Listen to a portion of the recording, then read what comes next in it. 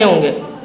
تو ابو ہریرہ کہتے ہیں میں اس لیے اپنی کونیوں سے بھی اوپر تک دھوتا ہوں کہ میری بازویں اوپر تک چمکیں، اپنے پیروں کو بھی اسی طرح دھوتے زیادہ سے زیادہ کہ میرے کل قیامت کے دن عذاب زیادہ سے زیادہ چمکیں۔ یہ تھے پختہ ایمان رکھنے والے لوگ، پاکیزگی کا خیال رکھنے والے لوگ۔ یہاں تک رسول اللہ صلی اللہ علیہ وسلم کی حدیث ہے صحیح بخاری میں بھی کہ رات کے وقت اگر تمہارے اوپر غسل بھی فرض ہو گیا، اگر تمہارے اندر ہمت نہیں ہے غسل کرنے کی، اگر تم ابھی فجر میں دیر ہے، کئی گھنٹے پر رات باقی ہے، انسان کو چاہیے اس وقت بھی غسل جنابت میں کم سے کم ابھی وہ وضو کر کے سوئے گا۔ سو سکتا ہے اٹھے استنجا کرے اور وضو کرے پھر وہ سو جائے، فجر سے پہلے اٹھ کے وہ غسل کر لے۔ حضرت عائشہ رضی اللہ عنہا سے بھی احادیث ملتی ہیں، آپ صلی اللہ علیہ وسلم اکثر ایسا کرتے کہ استنجا کرتے، وضو کر کے سو جاتے اور پھر فجر سے پہلے آپ صلی اللہ علیہ وسلم غسل کر لیتے۔ یعنی اس قدر پاکیزگی کا خیال ہے۔ اب جو بندہ پیشاب کے چھینٹوں سے نہیں بچ رہا، اس نے ان ساری طہارت کی چیزوں کو کہاں اختیار کرنا ہے؟ یہ تو ساری بعد میں آتی ہیں۔ تو ایسا بندہ بھی مرنے کے فوراً بعد عذاب جھیلے گا۔ اور پھر آپ صلی اللہ علیہ وسلم نے درخت سے 2 ٹہنیاں توڑی۔ دوسرے شخص کون تھا پہلے وہ سن لیں۔ دوسرا شخص تھا چغل خور، چغل خوری کرنے والا۔ اس کو بھی قبر کے اندر عذاب دیا جا رہا ہے۔ اب چغل خور بندہ کون ہوتا ہے کہ ادھر ادھر سے باتیں سنی اور پھر جا کر دوسری پارٹی کو لگائی، اور مقصد کیا ہے؟ فساد کھڑا ہو، فساد کرنا، لوگوں میں لڑائی کروانا، یہ ہوتی ہے چغل خوری، ادھر کی ادھر لگانا، ادھر کی ادھر لگانا۔ اب اگر ہر گھر کا مسئلہ اٹھا کر دیکھ لو تو اندر سے چغل خوری نکلیں گے۔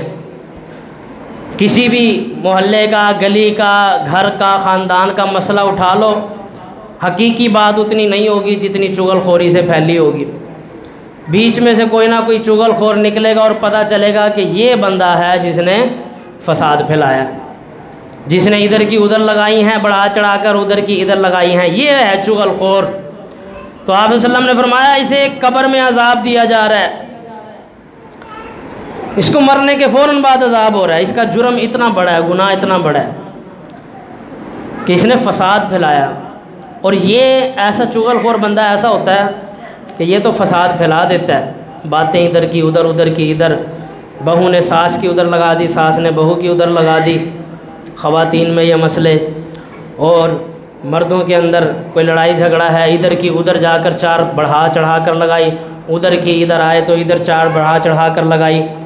اب چغل خور مسکراتا ہوا ہو گیا سائڈ پر، وہ تو ہو گیا سائڈ پر، وہ جھگڑے چل رہے ہیں، وہ لڑائیاں چل رہی ہیں، وہ بڑھتی جا رہی ہیں، اور وہ بڑھتے بڑھتے قتل و غارت تک پہنچ جاتی ہیں۔ اور چغل خور کو پتہ بھی نہیں ہوتا کہ میں نے کتنا بڑا نقصان کر دیا ہے۔ اس لیے فرمایا کہ ایک تو وہ ہے جو پیشاب کے چھینٹوں سے نہیں بچتا، دوسرا چغل خور ہے۔ ان دونوں کو قبر میں عذاب دیا جا رہا ہے۔ اور پھر آپ صلی اللہ علیہ وسلم نے درخت سے 2 سبز ٹہنیاں توڑی، اور وہ توڑ کر آپ نے اس قبر پر رکھ دی، اور آپ نے فرمایا مجھے اللہ سے امید ہے۔ یہ نہیں کہا آپ صلی اللہ علیہ وسلم نے۔ اب کچھ لوگ کیا کرتے ہیں، اب وہ سفر کے مہینے میں یا کون سے مہینے میں کھجیاں توڑ کے قبرستان جا رہے ہیں رکھنے کے لیے، جی اس طرح رکھنے سے عذاب نہیں ہوگا۔ نہیں میرے بھائی، وہ برکت تھی رسول اللہ صلی اللہ علیہ وسلم کی دعا کی اور آپ کے اپنے معجزے کی۔ اور اس میں بھی آپ صلی اللہ علیہ وسلم کیا فرما رہے ہیں، ٹہنیاں توڑنے کے بعد، رکھنے کے بعد، اور وہ تخفیف بھی کتنی دیر کی ہے، ساری بات غور سے سنیں، پھر یہ فیصلہ کریں یہ کھجیاں ہمارے توڑ کے قبروں پہ رکھنے سے کوئی فائدہ ہوگا۔ آپ صلی اللہ علیہ وسلم نے فرمایا 2 ٹہنیاں توڑی، ان کی قبروں پر رکھی۔ آپ صلی اللہ علیہ وسلم نے فرمایا مجھے اللہ سے امید ہے کہ جب تک یہ سبز رہیں گی، تازہ رہیں گی، اللہ ان کے عذاب میں تخفیف کر دے گا، کمی کر دے گا۔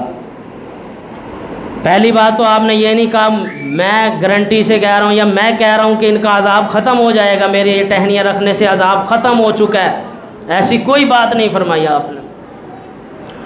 اور دوسری بات آپ نے یہ نہیں کہا کہ میں اللہ سے امید کرتا ہوں ان کا عذاب ہی چھوڑ دیا جائے گا یہ ٹہنیاں رکھنے کے بعد، بلکہ آپ نے فرمایا تخفیف کر دی جائے گی، ان کے عذاب میں کمی ہوگی۔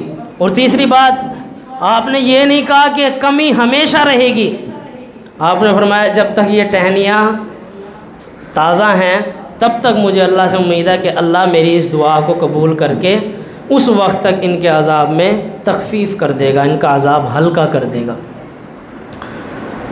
تو پتہ کیا چلا؟ پتہ یہ چلا یہ کھجیاں توڑ کے ہمارے ہاتھوں میں کیا ہے، ہم تو خود گناہ گار ہیں، ہمارے ہاتھوں سے کیا ہونے والا ہے ٹہنیاں توڑ کے قبروں پہ رکھنے سے۔ اس کے لیے ایک ہی چیز ہے، اگر مرنے والے کے لیے کچھ کرنا ہے وہ دعائے مغفرت ہے، اللہم انی اعوذ بک من عذاب القبر، اپنے لیے بھی عذاب قبر سے پناہ مانگے، اپنے جانے والوں کے لیے بھی، عزیز کے لیے بھی۔ تو اس طرح کھجیاں توڑ کر رکھنے سے کچھ نہیں ہوگا، وہ رسول اللہ صلی اللہ علیہ وسلم کے ساتھ معاملہ خاص تھا۔ یہ حدیث مکمل اس طرح ہے۔ آخری حدیث سنا کے میں اپنی بات کو مکمل کرتا ہوں، وگرنہ کچھ چیزیں اور تھی جو بیان کرنی تھی اسی چیز کے متعلق کہ وہ کون سے اعمال ہیں جن کا عذاب مرنے کے بعد ہی شروع ہو جاتا ہے۔ اب اس میں تیسری چیز ہے، چوتھی چیز، بغیر شرعی عذر کے نماز کا چھوڑنا۔ کوئی شرعی عذر نہیں ہے پھر بھی بندہ سویا پڑا ہے۔ جناب محمد رسول اللہ صلی اللہ علیہ وسلم کی حدیث ہے مسند احمد کی، آپ صلی اللہ علیہ وسلم نے فرمایا جو شخص جان بوجھ کر نماز چھوڑتا ہے اللہ اسے قبر کے عذاب میں مبتلا کرے گا، اسے عذاب قبر ہوگا۔ اتنی واضح احادیث ہیں۔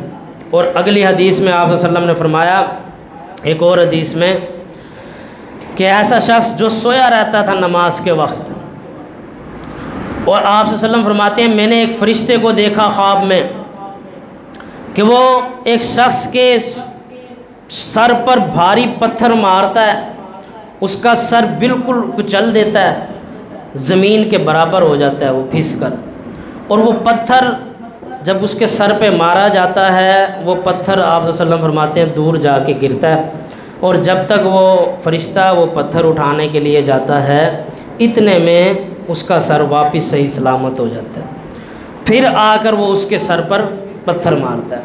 تو آپ صلی اللہ علیہ وسلم فرماتے ہیں میں نے پوچھا جبرائیل سے کہ یہ کون ہے، تو مجھے بتایا گیا کہ وہ شخص ہے جو نماز کے وقت سویا رہتا تھا، جو نماز پابندی سے ادا نہیں کرتا تھا، نماز میں سستی کرنے والے لوگ۔ اتنی زیادہ وعید آئی ہے بے نمازی کے بارے میں، واضح یہ بھی فرما دیا کہ قبر کا عذاب ہوگا، یہ حدیث اتنی ہے، آگے پیچھے کوئی بات نہیں کہ آپ نے فرمایا جو جان بوجھ کے نماز چھوڑے اسے قبر کا عذاب ہوگا، پیچھے کوئی بات باقی رہ جاتی ہے۔